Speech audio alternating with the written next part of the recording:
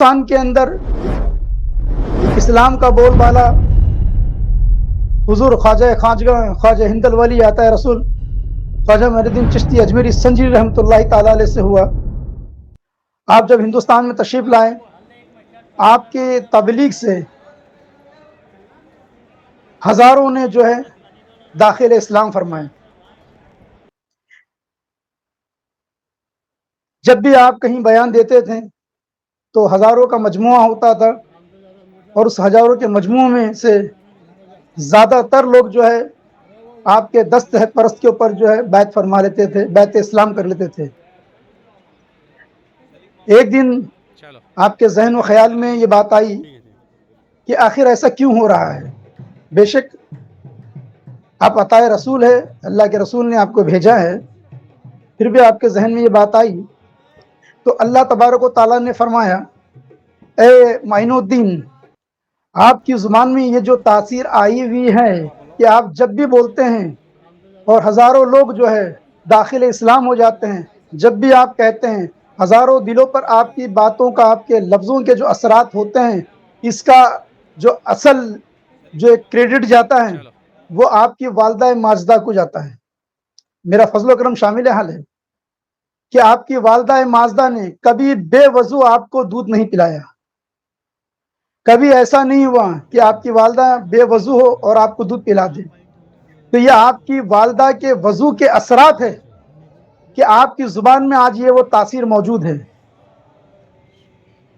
تو میرا بتانے کا مقصد یہ ہے کہ آج زیادہ تر کر کے عورتیں شکایتیں کرتی ہیں کہ ان کے جو بچے ہیں وہ نافرمان ہو گئے، ان کے بچے ان کی باتیں نہیں سنتے ہیں، ان کے بچے ان کے کہنے پہ نہیں چلتے ہیں، یہاں تک کہ ہیں کہ وہ اتنے پریشان حال ہو جاتے ہیں کہ وہ یہ سمجھنے لگتا ہے کہ یہ بچے نہ ہوتے تو بہتر تھا۔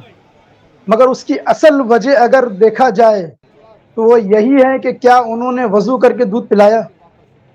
اور جنہوں نے بھی وضو کر کے دودھ پلایا ہے وہ یہ دیکھیں گے کہ ان کے بچے فرما بردار ہو گئے ہیں، ان کے بچوں کے اندر جو ہے ایک قسم کی ایک الگ سی ولایت والی جو ہے وہ خوبی داخل ہو جائے گی، کیونکہ وضو سے کیا ہوا کام جو ہے اس کے اندر اللہ تبارک و تعالیٰ کا فضل حال شامل رہتا ہے۔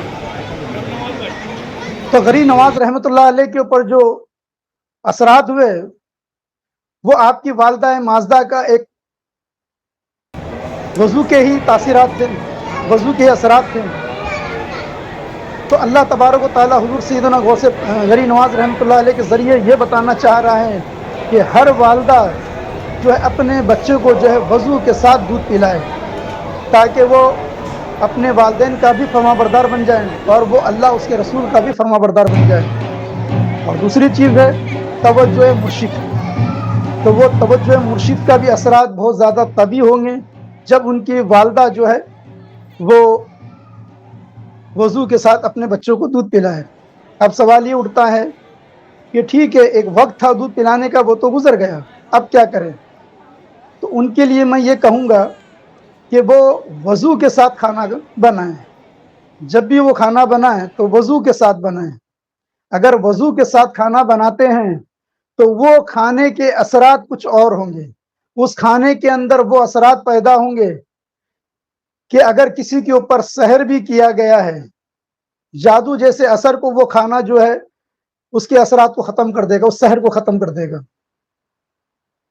اور اگر کوئی ایسی بیماری ہے تو فضل رب جو ہے اس کھانے کی بدولت دور ہو جائے گی۔ جب یہ دھیان رکھنا دوا سے بیماری نہیں دور ہوتی ہے، بلکہ دوا کے اندر اللہ تبارک و تعالیٰ وہ شفا عطا کرتا ہے، تب جا کے وہ دوا جو ہے کارگر ہوتی ہے۔ ورنہ ہم نے دیکھا ہے کہ ہزاروں جو دوا کھاتے ہیں ان کو اس کا سائیڈ افیکٹ ہو جاتا ہے۔ تو عورتیں جو ہے جب بھی کھانا بنائیں تو وضو کے ساتھ بنائیں، اور جب وہ وضو کے ساتھ بنائے گی تو وہ دیکھے گی کہ ان کے شوہر کے اندر ایک بات پیدا ہو گئی، ان کے بچوں میں ایک بات نہیں پیدا ہو گئی، کیونکہ وہ وضو سے ساتھ بنایا گیا۔ اور وضو کے ساتھ بنانے کا مقصد یہ ہے کہ ایک غیبی نظام جو ہے ان کے ساتھ میں رواں دواں ہو جائے گا۔ اگر کسی قسم کی جو ہے نظر بد ہے یا کسی قسم کی جو ہے اور اثرات ہیں وہ انشاءاللہ العظیم جو ہے وہ دور ہو جائے گی۔ تو یہ سب میں بڑی تاثیر یہ ہے کہ وضو سے رہے. اب کچھ کا یہ کہنا ہے ہمارے چینل کو سبسکرائب نہیں کیا ہے تو سبسکرائب کر لیجئے اور ساتھ میں دی ہوئی نوٹیفیکیشن بیل کو بھی ٹیپ کر دیجئے تاکہ آئندہ آنے والی ویڈیوز آپ کو بر وقت مل سکیں.